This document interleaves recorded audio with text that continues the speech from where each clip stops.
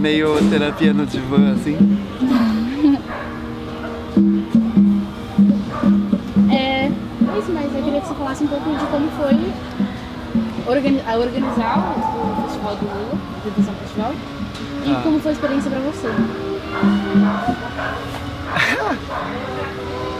Bom, a nossa história com o festival... não foi o Festival Lula Livre, né? Foi uma apresentação na vigília, na data de 1 ano da prisão do Lula. Tudo começou com uma coincidência muito grande, na verdade, de eu conversar com uma amiga minha que eu não via há muito tempo e eu acabei indo no aniversário de uma amiga em comum, encontrei essa menina lá, a Marina. E aí eu comecei a conversar com a Marina, bater mó papo, eu sabia que a Marina trabalhava com o PT. E aí, conversa vai, conversa vem, uma hora a gente tava falando da peça e eu falei, a gente tá indo bem, agora a gente vai pra Curitiba, vai ser mó legal. Isso faltavam uns 2 meses pra viagem. E aí caiu a ficha dela e ela falou, meu, vocês vão pra Curitiba? Se apresenta na vigília, rola se apresentar na vigília? E eu, na hora, eu falei, pelo amor de Deus, vamos, por favor. O universo está conspirando para isso. Aí eu entrei em contato com o Rafa, falei, Rafa, a gente tem a possibilidade de fazer uma apresentação na vigília Lula Livre, considerando que a gente já vai estar em Curitiba. É só ir pra lá, você acha que dá? Ele falou, meu, tô só esperando saírem os horários das apresentações, mas eu acho que dá. Porque se a gente se apresentar cedo na praça, dá pra ir pra vigília e fazer uma apresentação no fim da tarde na vigília. Falei, tá bom. Passei isso pra Má, falei, Má, acho que vai rolar a vigília, tá bom, tá bom. Aí uma hora ela me perguntou, tá, em que data que vocês vão? E eu passei, que acho que era de 4 a 7 de abril, né? E aí ela falou, mano, fechou, vocês vão se apresentar dia 7 de abril lá. Eu falei, por que dia 7? Ela falou, porque é o dia que faz 1 ano que ele tá preso e vai ter um puta evento lá na vigília, vai estar lotado e vai ser incrível vocês se apresentarem lá nesse dia. E aí eu falei, meu Deus, caraca, realmente todas as entidades conspiraram pra isso acontecer e dar certo nessa data maravilhosa. E aí a gente só foi conversando com a Má e no dia fomos pra lá, encontramos ela, tava um caos, né? Eu acho que isso tá registrado em vídeo, porque era muita gente, tinha umas 15 mil pessoas.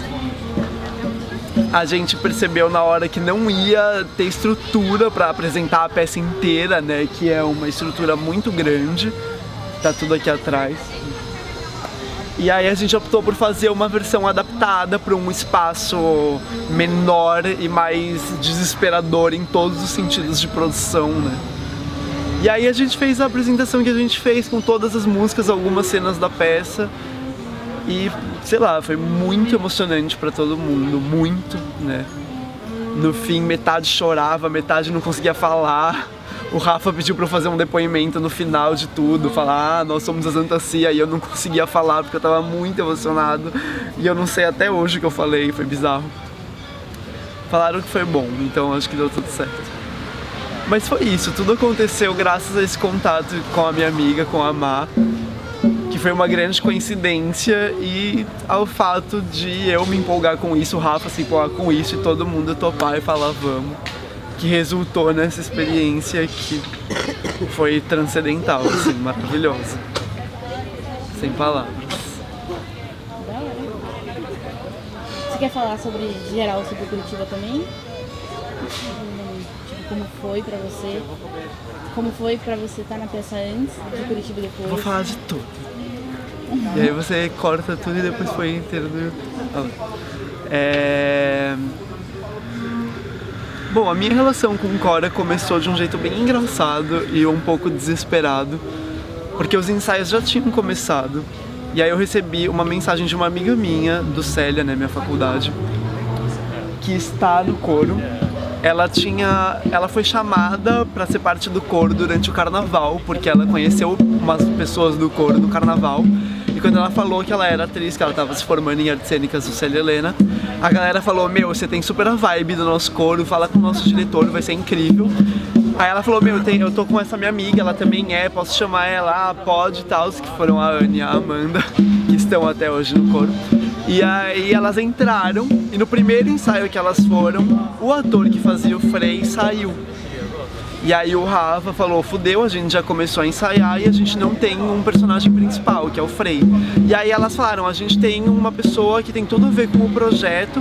E aí eu recebi uma mensagem da Ana numa quinta-feira falando, tem uma peça que trabalha antropofagia e é super próximo do Teatro Oficina, e ela sabe que eu sou fascinado pelo trabalho do Zé Celso. E aí ela falou, meu, tem tudo a ver com você.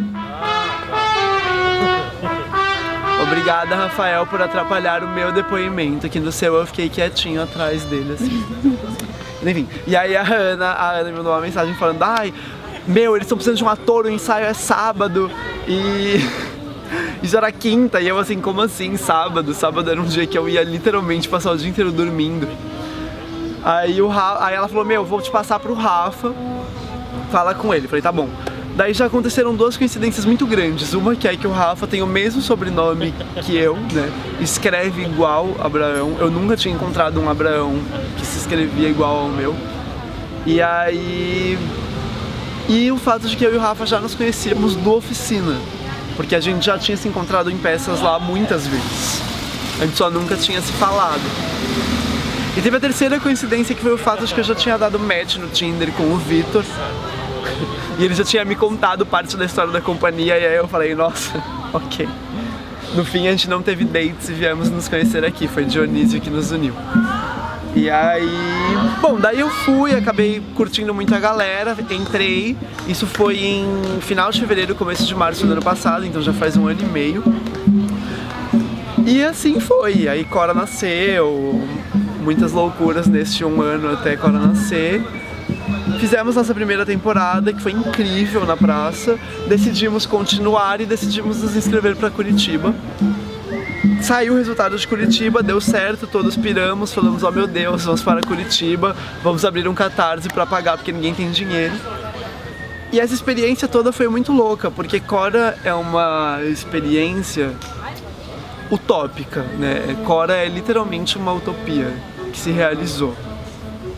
Porque são 45 pessoas envolvidas nesse projeto que estão trabalhando de graça num projeto gigantesco de uma proporção absurda, né?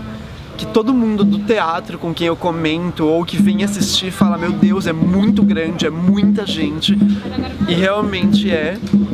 E são pessoas que estão trabalhando literalmente na fé, no amor e no tesão de estar aqui, né? Que é o que muitas vezes acontece no mundo da arte, que muitas vezes é impossível porque a gente não tem condições, né?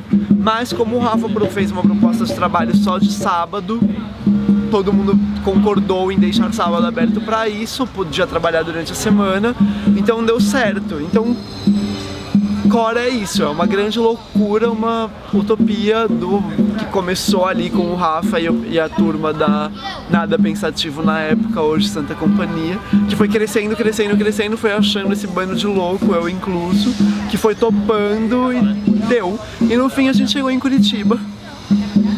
E a experiência de Curitiba foi... não sei... Acho que até hoje eu não encontrei uma palavra que explique Curitiba, porque Curitiba é uma cidade extremamente reaça, e a gente com essa peça, né, quando a gente levou pra Curitiba a gente já tava com a Ana Tiaga, então a nossa protagonista é uma pessoa trans, negra, né. Então, no meio de uma cidade extremamente reacionária, com um público muito difícil, um pouco antes de ir eu vi uma fala do Zé Celso falando sobre como o público de Curitiba é foda. E aí eu pensei, que bom que a gente tá indo pra lá daqui 10 dias com essa peça no meio da rua.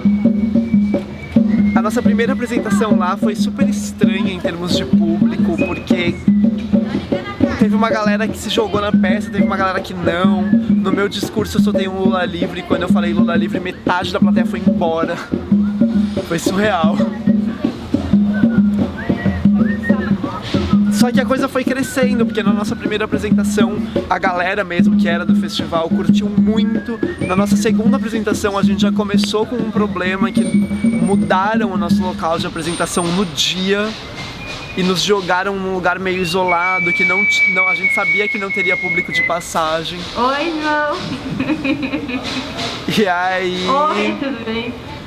Mas no fim rolou, Obrigada, foram 60 agora pessoas nos depois. assistir. E foi uma apresentação linda, super Tá improvisada, porque a gente não conhecia o lugar. Só que deu tudo certo, foi a nossa E o única seu nome? apresentação em palco italiano, O Everton inclusive. tá vendo Porque não dava pra trufa, fazer arena lá. gente. R$2, ó. Tá. Pronto. Posso só ver como tá? Pode. Ela vira. Tá. Um pouquinho mais. Não, tá ótimo. É só pra eu ter uma noção de onde tá a minha cara. É isso que eu tava vendo. Quem que tá falando? Não sei. Quer que pega perto da outra? Ah, é a Fábia. Ah, ela tá com a lapela. Mas ele é direcional, ele pega o que tá na frente. Não, tá. É. Pode falar. Bom, após o meu depoimento ter sido atrapalhado e estragado pelas pessoas do som, onde a gente tava? Em Curitiba. Ah, sim.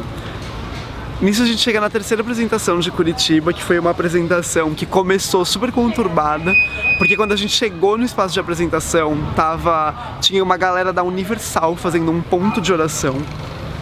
E aí quando a gente conseguiu se livrar dessa galera, chegou uma segunda galera que começou a fazer um coral evangélico e começou a nos convidar para ir assistir a peça que eles faziam sobre a vida de Jesus, porque era Páscoa, né? E tava muito perto da Páscoa. E aí a gente falou, tava tendo um evento infantil do lado de onde a gente ia apresentar. E aí a gente falou, fudeu, tá cheio de evangélico, tá cheio de criança, não sabemos o que vai rolar. Só que a gente não percebeu que era o sábado anterior ao domingo do 1 ano de Lula preso, né? Então a cidade tava entupida de gente que foi pra lá pra ir pra vigília.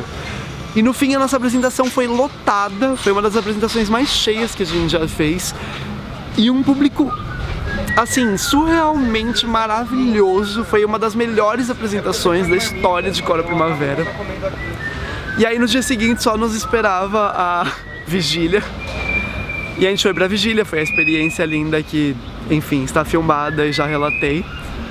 No fim não rolou a nossa última apresentação de Curitiba, né, porque choveu. Mas a vigília foi um encerramento, assim... Não sei. Depois que eu voltei de Curitiba, eu fiquei uns dias tentando entender o que foi essa viagem. Porque foi uma viagem com 40 pessoas. A gente não teve um problema, um estresse. Tirando o café da manhã do hostel, que não tinha café da manhã. Que era um pão e um queijo por pessoa, foi ótimo. Mas ficou tudo bem também. E foram 4 dias que a gente basicamente viveu de arte e pela arte, né? A gente, ao mesmo tempo que a gente não recebeu um puto, a gente não gastou um puto, né? Então foi tipo... Foi surreal, foi uma experiência que eu acho que eu tenho certeza que eu nunca vivi isso antes. E eu acho que vai ser difícil viver de novo nesse nível de, sabe, de força, de impacto que teve, acho que em todo mundo, assim, foi, sei lá. E aí eu lembro que eu até escrevi um textinho sobre isso, postei no Instagram, e muita gente do elenco veio nas mensagens falar no pessoal, me chamar, falar, nossa, eu tô sentindo a mesma coisa, é exatamente isso. Eu sei o que você tá sentindo, porque é exatamente isso, é essa sensação de não tô sabendo digerir o que foi essa experiência, que foi extremamente maravilhosa pra todo mundo. E acho que Curitiba foi isso. É isso, não tem muito como explicar o que foi Curitiba. Ficou ótimo o depoimento. E agora chegamos aqui. Vai dar pra...